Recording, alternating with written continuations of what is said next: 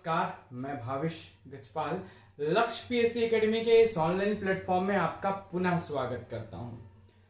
आज से हम भारतीय संविधान की कक्षाएं प्रारंभ करने वाले हैं, क्लासेस प्रारंभ करने वाले हैं। सबसे महत्वपूर्ण जो इंडियन जीएस में टॉपिक है वो है भारतीय संविधान और भारतीय इतिहास। दोनों ही आपको टफ जाते हैं क्योंकि इसमें फैक्ट्स इतने सारे हैं, इतने अथाह हैं कि याद करना आपको थोड़ा मुश्किल जरूर जाता है। लेकिन यदि आप स्टोरी वाइज, स्टोरी के साथ याद करें, है ना, पॉइंट टू पॉइंट, मतलब कोई भी अगर चीजें बीच की ना छोड़े तो आपको पूरी स्टोरी रटा जाएगा, याद हो जाएगा। तो भारतीय संविधान और इतिहास के शुरुआती जो पन्ने हैं भारतीय संविधान के, खासकर वो इंडियन हिस्ट्री से, भारतीय इतिहास से जुड़े हुए हैं। जब तक आप भारतीय इतिहास को नहीं समझेंगे तब तक भारतीय संविधान का निर्माण कैसे हुआ वो नहीं समझ पाएंगे।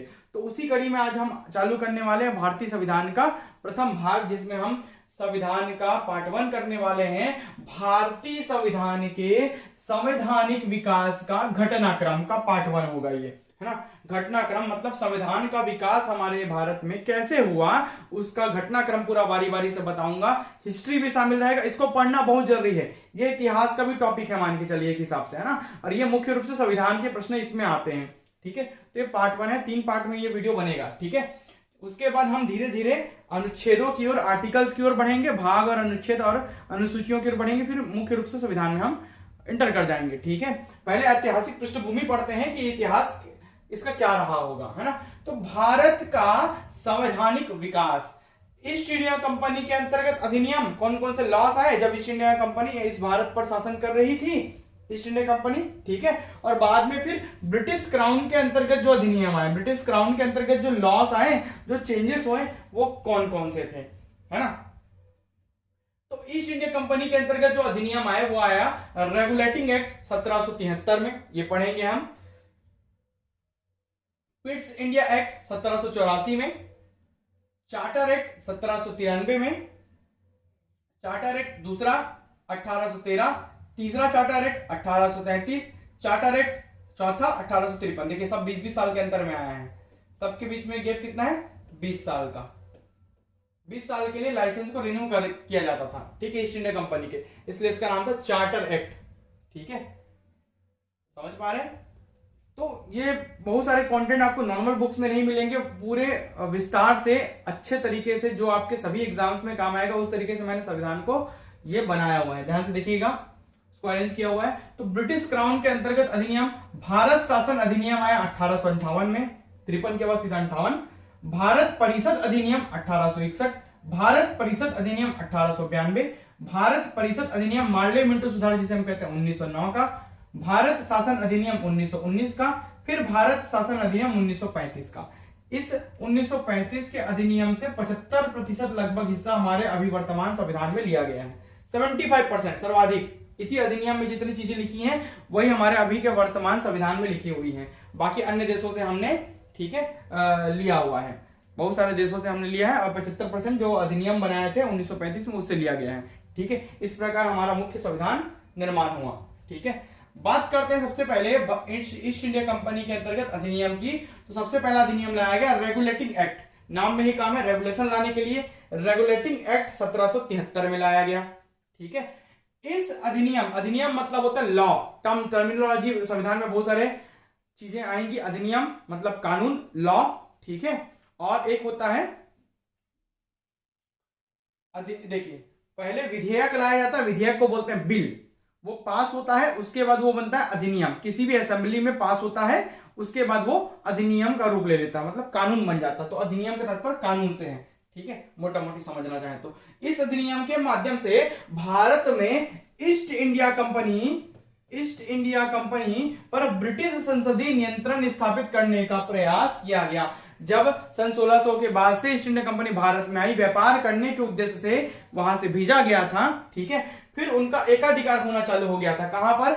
भारत में। तो क्या किए, ये जो ब्रिटिश संसद थी ना, महारानी को डर लगने लग गया कि भाई पूरी ईस्ट इंडिया कंपनी कहीं पूरे भारत पर कब्जा, एकाधिकार ना कर लिया, पूरे कब्जा ना हो जाए और मेरा वर्चस्व वहां पर खत्म ना हो जाए। तो इस उद्देश्य से हमारा संविधान कैसे निर्मित होता है, ये महारानी की ईर्ष्या ही थी, जिसके कारण हमारा संविधान धीरे धीरे निर्मित हो जाता है और ईस्ट इंडिया कंपनी यहां से भाग जाती है, ठीक है, बहुत सारे इसके कारण होते हैं। ठीक है, तो ईस्ट इंडिया कंपनी पर ब्रिटिश संसदीय नियंत्रण स्थापित करने के प्रयास से रेगुलेटिंग एक्ट 1773 पास किया गया।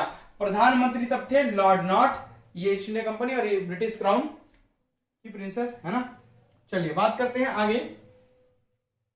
इस जो एक्ट में क्या किया गया था, जो ईस्ट इंडिया कंपनी था, कंपनी के प्रशासन की देखरेख हेतु इंग्लैंड में 2 संस्थाएं बनाई गई थी।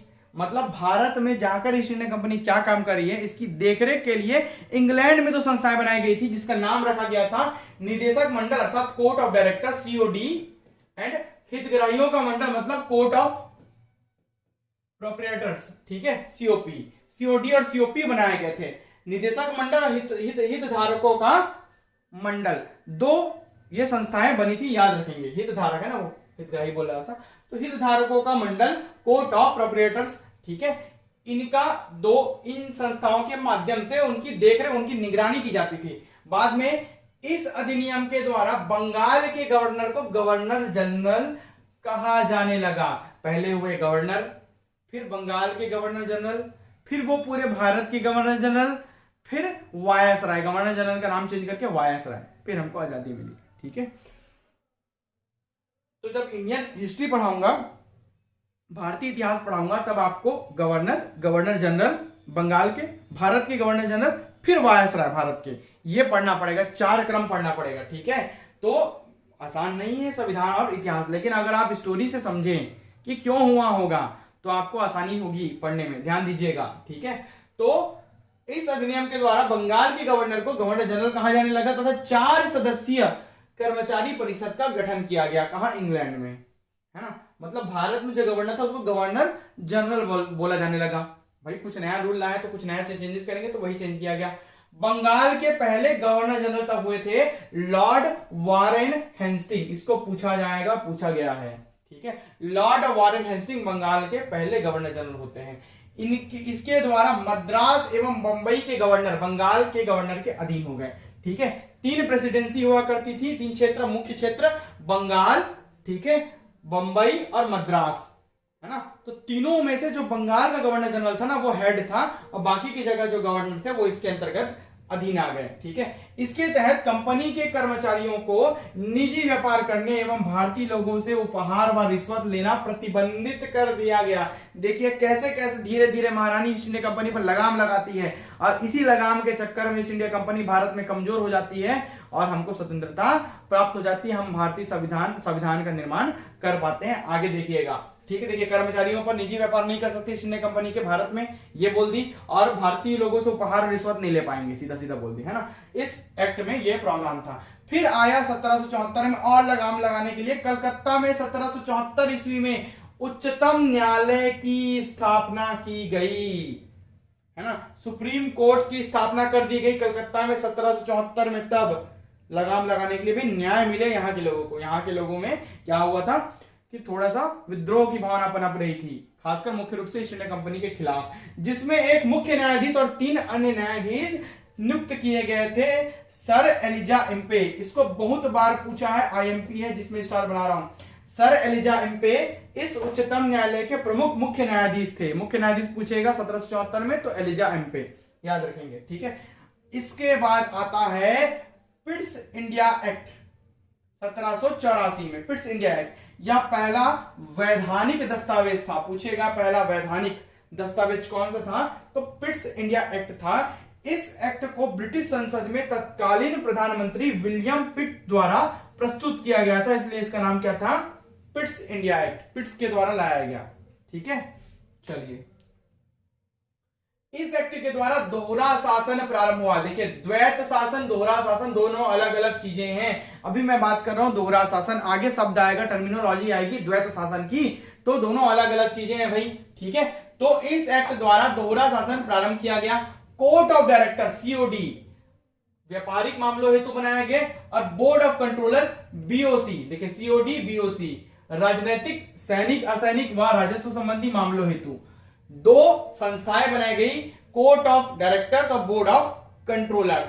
व्यापारिक मामलों के लिए सीओडी कोर्ट ऑफ डायरेक्टर्स, राजनीतिक मामलों हेतु बोर्ड ऑफ कंट्रोलर। भारत में कंपनी के अधीन क्षेत्र को पहली बार ब्रिटिश अधिपत्य का क्षेत्र घोषित कर दिया। मतलब भारत में ईस्ट इंडिया कंपनी जितने क्षेत्र पर अधिकार की हुई थी वो क्षेत्र अब ब्रिटिश क्राउन के अंतर्गत का क्षेत्र कहलाने लग गया उस समय के बाद से, इस एक्ट के बाद से।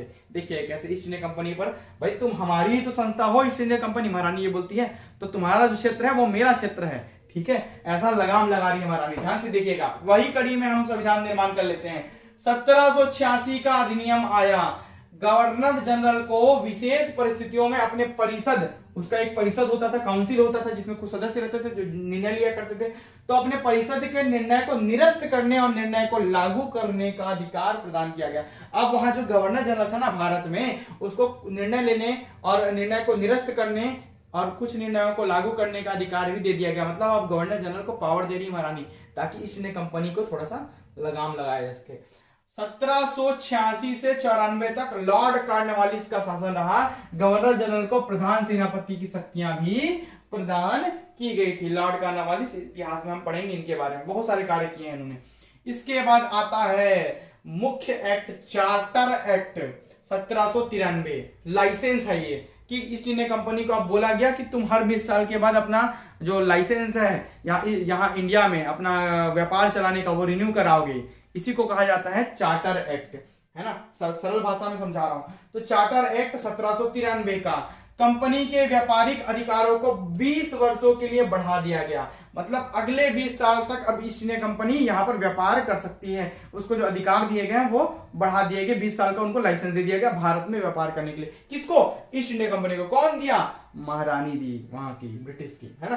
तो कंपनी के व्यापारिक एकाधिकार, देखिए व्यापारिक अधिकार जितने भी थे उनको 20 वर्षों के लिए बढ़ा दिया गया। इसी को बोलते हैं चार्टर एक्ट। हम लाए हैं एक्ट, महारानी बोली हम एक्ट लाए, तुम हमारे हिसाब से काम करोगे। नियंत्रक मंडल के सदस्यों एवं कर्मचारियों को भारतीय राजस्व से वेतन देने की व्यवस्था की गई। अब भारतीय राजस्व से जितना भी कमाई होगा, मतलब ईस्ट इंडिया कंपनी जितना भी कमाई करेगी उसी से ही उनका वेतन जाएगा। ब्रिटिश क्राउन वहां से वेतन नहीं देगी। देखिए, है ना। प्रत्येक प्रांत का शासन एक गवर्नर और उसके परिषद के अधीन कर दिया जाएगा। मतलब जितने भी प्रांत थे, पहले प्रांत बोलते थे राज्यों को, है ना, तो जितने भी प्रांत आएंगे वो एक गवर्नर होगा उनका और उसके परिषद के अधीन उनका शासन चलेगा। ये व्यवस्था कर दी गई। मतलब अब एकाधिकार किसी का नहीं रहेगा, अलग अलग गवर्नर अपने हिसाब से निर्णय ले सकेंगे। इसके बाद आता है चार्टर एक्ट नंबर 2 1813, 20 साल बाद, 93 से 13, 1793 से 1813, 20 साल में अगला चार्टर एक्ट आ जाता है ना। फिर चार्टर एक्ट में क्या, इस एक्ट के द्वारा भारत में कंपनी के व्यापारिक एकाधिकार को समाप्त करके, देखिए व्यापार अब अकेले ईस्ट इंडिया कंपनी नहीं करेगी, बोल दिया है। भाई अगला लाइसेंस जब रिन्यू कराने के लिए लोग गए ना, अगला जो चार्टर एक्ट लाए 20 साल बाद, 20 साल बाद जो है ब्रिटिश क्राउन जो है वो नियम चेंज कर सकता था, तो नियम उसने फिर चेंज कर दिया। क्या ला के 20 साल बाद लाइसेंस रिन्यू करने के लिए, कि चार्टर एक्ट नंबर 2 ला दिया 1813 में। अब 20 साल हो गए हैं, अब नए कुछ प्रावधान उसमें जोड़ दिए गए। भाई अब तुम अकेले व्यापार नहीं करोगे, कोई और कंपनी भी आकर यहाँ पर व्यापार कर सकती है ब्रिटिश क्राउन के अंतर्गत, ठीक है। तो व्यापारिक एकाधिकार जो मोनोपोली था किसका, ईस्ट इंडिया कंपनी का, भारत में खत्म कर दिया गया। व्यापारिक एकाधिकार को समाप्त करके कुछ प्रतिबंधों के साथ, प्रतिबंध शब्द आ गया, मतलब लगाम लग रहा है, प्रतिबंधों के साथ सभी अंग्रेजों को भारत से व्यापार करने की छूट मिल गई। जितने भी अंग्रेज हैं सबको भारत के साथ व्यापार करने, कोई भी कंपनी आकर, ईस्ट इंडिया कंपनी ही नहीं, कोई भी कंपनी आकर भारत से व्यापार कर सकती थी। किंतु कंपनी का चाय एवं चीन के साथ व्यापारिक एकाधिकार बना रहा। इस प्रश्न को पूछ देता है कि चार्टर एक्ट नंबर 1813 में, मतलब 2 में, ठीक है, चाय और चीन के साथ मात्र ईस्ट इंडिया कंपनी ही एकलौती ऐसी संस्था थी जो व्यापार कर सकती थी। ये इस एक्ट के तहत था, है ना। इस चार्टर ने कलकत्ता, मुंबई और मद्रास, जो 3 प्रेसिडेंसी थी, सरकारों द्वारा बनाई गई विधियों का ब्रिटिश संसद की अनुमति आवश्यक, अनुमति के बिना ये विधियां लागू नहीं की जा सकती थी। मतलब वहां पर जो गवर्नर इन तीनों जगहों के और उनके जो परिषद जो भी निर्णय लेते थे वो ब्रिटिश संसद में जाकर पहले पास होगा। भाई आप अपने ही निर्णय लेकर लागू नहीं कर पाएंगे, पहले पास होगा, उसके बाद आप लागू कर पाएंगे। इस एक्ट में भारत में शिक्षा के, देखिए याद रखिएगा। शिक्षा के प्रसार के लिए 1 लाख रुपए वार्षिक धनराशि के व्यय का प्रावधान किया गया। कूट में पूछता है किस नंबर के चार्टर एक्ट में, है ना, किस सन के चार्टर एक्ट में शिक्षा पर 1 लाख रुपए व्यय करने का प्रावधान किया गया? तो चार्टर एक्ट नंबर 2 1813 याद रखेंगे। भारत में ईसाई मिशनरियों को धर्म प्रचार की अनुमति। देखिए कैसे फुट डालो शासन करो की नीति यहीं से आती है। पहले ईसाइयों को, फिर उसके बाद सिखों को, यूरोपियों को, फारसियों को, ठीक है, महिलाओं को धीरे धीरे बांटा जाता है। मुस्लिमों को अलग अलग अधिकार दिए जाते हैं ताकि उनको अधिकार ज्यादा मिले, किसी को कम मिले तो वहां पर फूट हो। वैसे ही ईसाई मिशनरियों को मतलब अपने धर्म के प्रचार की अनुमति दे दी गई। भारत में वो अपने धर्म का प्रचार तब से कर रहे हैं, तब से करते रहे 1813 से, ठीक है। अब चार्टर एक्ट नंबर 3 आता है 1833 का, मतलब फिर से नया 20 साल की रिन्यू हो गया। देखिए 20 साल का अंतर है, 13 से 33 20 साल। बंगाल के गवर्नर जनरल को भारत का गवर्नर जनरल बना दिया गया। अब वो बंगाल का जो गवर्नर जनरल होगा ना, वो भारत का गवर्नर जनरल कहलाएगा। मतलब जो मुंबई और मद्रास के जो गवर्नर जनरल होंगे वो उसके अधीन आ जाएंगे अब, है ना, जिसमें सभी नागरिक एवं सैन्य शक्तियां निहित थी। लॉर्ड विलियम बेटिंग भारत के प्रथम गवर्नर जनरल। पूछेगा इतिहास में, पूछेगा संविधान में पूछेगा। लॉर्ड विलियम बेटिंग भारत के प्रथम गवर्नर जनरल थे, याद रखेंगे।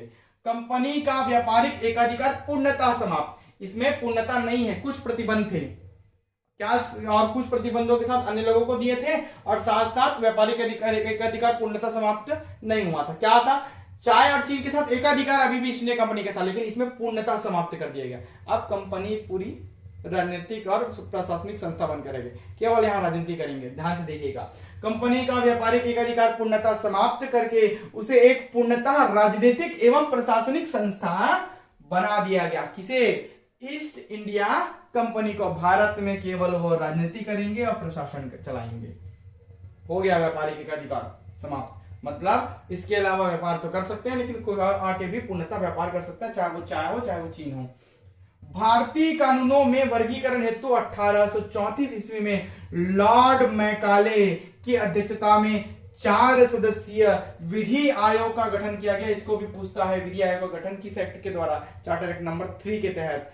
इस एक्ट के द्वारा भारत में दास प्रथा को विधि विरुद्ध घोषित कर दिया गया। ये भी पूछता है, दास प्रथा, है ना, विधि विरुद्ध घोषित किस एक्ट के द्वारा किया गया? चार्टर एक्ट नंबर 3 के द्वारा। अंततः 1843 ईस्वी में दास प्रथा को समाप्त कर दिया गया, ठीक है। 1843 में दास प्रथा भारत से खत्म हो गई थी। अब आते हैं चार्टर एक्ट नंबर 4 की ओर। चौथे नंबर का चार्टर एक्ट 1853, फिर अगले 20 साल बाद। 33 से 53 कितना? 20 साल। फिर 20 साल में लाइसेंस जो रिन्यू हुआ वो कैसे हुआ? तो ब्रिटिश भारत का अंतिम चार्टर एक्ट था ये। पूछता है ब्रिटिश भारत का अंतिम चार्टर एक्ट कौन से साल में लाया गया? 1853। 93, 13, 33, 53 खत्म, 3 वाले। इस अधिनियम के द्वारा गवर्नर जनरल की परिषद के विधायी कार्यों को प्रशासनिक कार्यों से पृथक करने की व्यवस्था की गई। विधायी कार्य, विधायिका संबंधी और प्रशासन संबंधी प्रशासनिक कार्यों से पृथक करने की व्यवस्था कर दी गई। जो परिषद के जो कार्य होते थे, गवर्नर जनरल की परिषद होती थी, कुछ सदस्यों का टीम होता था, उनके कार्यों को, है ना। विधि निर्माण हेतु भारत के लिए एक अलग 12 सदस्यीय Vidhan Parishad, all Indian legislative council की स्थापना की गई, है ना। कहां? वहां ब्रिटिश संसद में 12 सदस्यीय विधान परिषद की स्थापना। विभिन्न क्षेत्रों व प्रांतों के प्रतिनिधियों को इसका सदस्य बनाकर सर्वप्रथम क्षेत्रीय प्रतिनिधित्व का सिद्धांत लागू किया गया। मतलब अलग अलग क्षेत्र से उनके जो लोग हैं, मुख्य लोग जो उन क्षेत्रों के लिए महत्वपूर्ण हैं, उनको इस 12 सदस्यीय विधान परिषद का क्या बनाया गया? सदस्य बनाया गया। क्षेत्रीय प्रतिनिधित्व का सिद्धांत यहां पर लागू हुआ था 1853 के चार्टर एक्ट में, याद रखिएगा। कंपनी के कर्मचारियों की नियुक्ति के लिए पहली बार प्रतियोगी परीक्षा का आयोजन, सेवाओं में नामजदगी के सिद्धांत को समाप्त कर दिया गया। अब जो ईस्ट इंडिया कंपनी है ना, उसमें लगाम लगाने के लिए जो लोग उच्च अधिकारी लोग अपने अपने पहचान के लोगों को वहां पर भर देते थे, उसको बोलते थे नामजदगी का सिद्धांत। मैं नियुक्त करता हूं यार, चल मेरा भाई भतीजा है, इसको बना दो। ये वाला सिद्धांत खत्म कर दिया गया। प्रतियोगी परीक्षा चालू कर दी गई। बंगाल के प्रशासनिक कार्यों के लिए एक पृथक लेफ्टिनेंट गवर्नर नियुक्त किया गया प्रशासनिक कार्यों के लिए, क्योंकि बंगाल बहुत बड़ा प्रांत था तब, और बहुत ही, ठीक है, क्या बोलना चाहिए, आर्थिक दृष्टि से बहुत ही सक्षम क्षेत्र था और जो जब ईस्ट इंडिया कंपनी आई तो मुख्य रूप से बंगाल के रास्ते से ही आई, बंगाल पर ही अधिकार करके उन्होंने दिल्ली पर कब्जा किया। ठीक है, तो इस प्रकार ये जो पहला पार्ट है संवैधानिक विकास का घटनाक्रम का, ये यहाँ पर समाप्त होता है। दूसरा पार्ट भी जल्द देखिएगा, दूसरा पार्ट भी आपको ऐसे ही अच्छे से समझ आएगा। वीडियो में अंत तक बने रहने के लिए बहुत बहुत धन्यवाद।